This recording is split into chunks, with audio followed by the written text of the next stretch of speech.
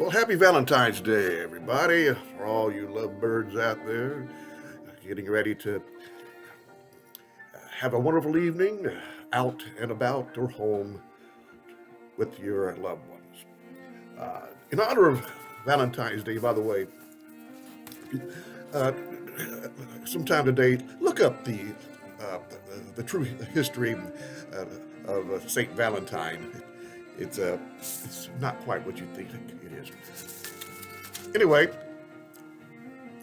I want to read to you three Valentine poems, very short poems, to kind of get you in the mood. They all cover different aspects of love, a little bit different than what you might have be familiar to. You know, roses are red, violets are blue, and these are not well-known ones amongst most people. The first one is by a poet, Sarah Teasdale, which I have a little bit of knowledge of, but this one is a kind of a poem about, you know, I may love you and you may love me, but I also love myself. And together, putting those together, I hope that my love will grow more and more and more. But let me show you how Sarah Teasdale puts it in her poem, I Am Not Yours. I Am Not Yours by Sarah Teasdale.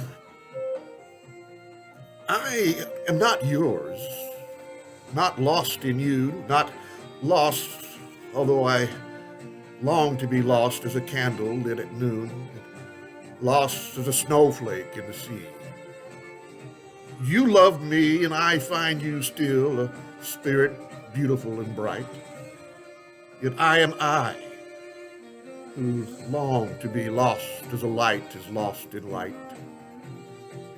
Oh, plunge me deep in love, put out my senses, leave me deaf and blind, swept by the tempest of your love, a taper in a rushing wind.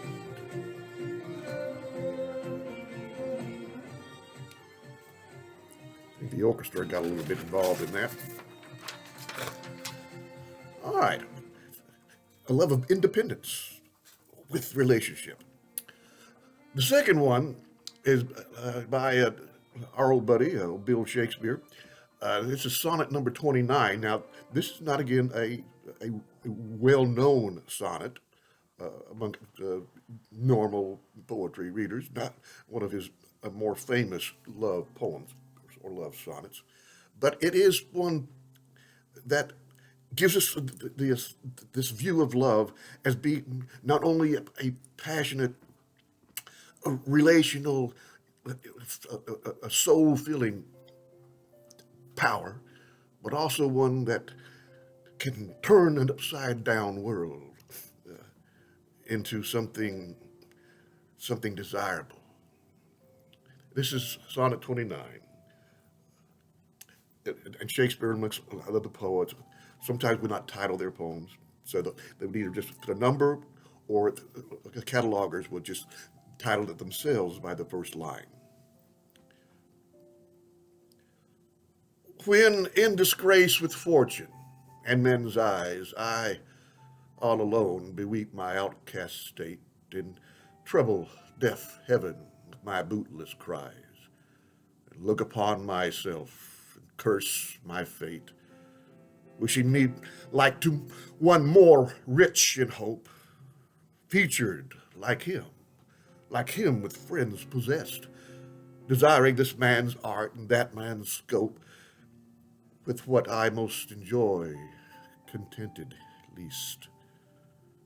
Yet, in these thoughts myself almost despising,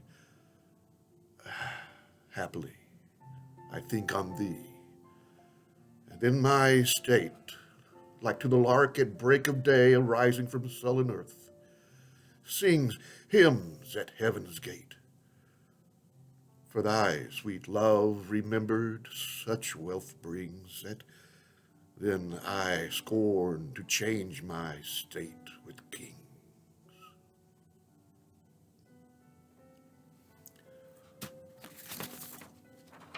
love conquers all.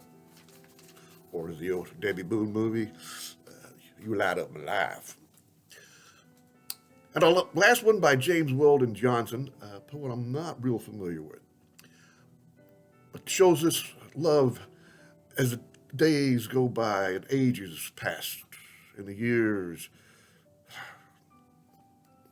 miraculously settle away and you find yourselves still together.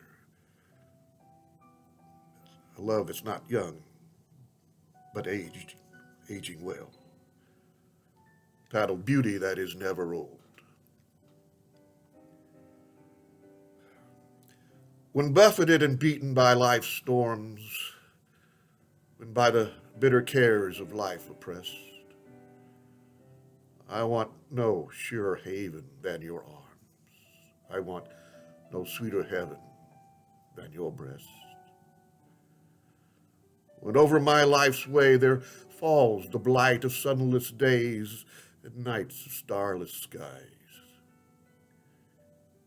enough for me, the calm and steadfast light that softly shines within your loving eyes. The world for me and all the world can hold is circled by your arms. For me there lies within the lights and shadows of your eyes the only beauty that is never old. James Weldon Johnson. I'm going to look him up and see what else he wrote, because that's a very beautiful, beautiful, short little poem. Well, again, happy Thanksgiving Day. Well, I guess Valentine's Day is like a Thanksgiving because you're thankful for your loved one. I hope you have a wonderful day, wonderful afternoon, a wonderful evening, and look up St. Valentine. Happy Valentine's Day.